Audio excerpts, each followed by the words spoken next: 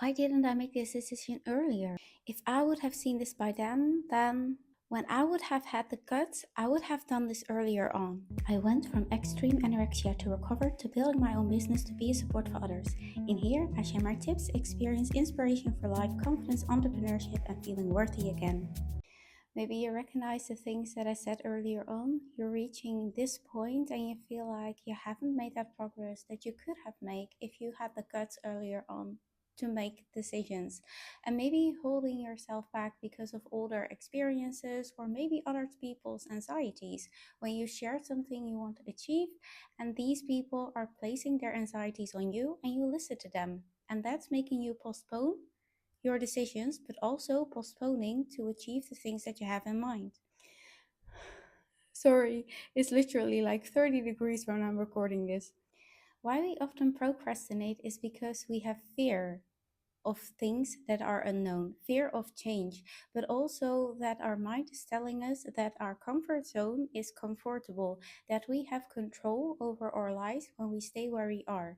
But control or the thought of having control is not real, because if you don't feel aligned with the life that you have right now, what is that control about? That control is only keeping you stuck in this situation, and the only thing to really have control and make that decision. And that decision is not always easy, especially not when you feel like you have to make that decision your own. But there's one person who knows exactly what's the right thing for him or her, and that's you yourself. So you need to trust your gut feeling and not listening to what others' anxieties are telling you. There's one person who fully experiences that situation, and that is you. And that's why we so often procrastinate on making things happen. And it's really important, and it sounds so cliche to live in the now, but like a situation last January when my grandpa died, that truly hit me.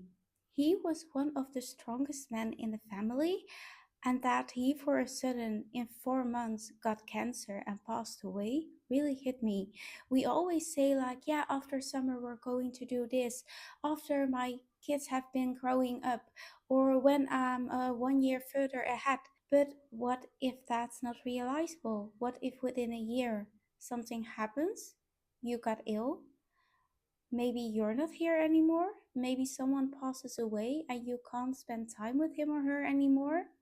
It's really about living in the now and being grateful for all that there is, even the smallest things. And it's not only my grandpa who died, but my uncle who died, I who almost passed away in 2018.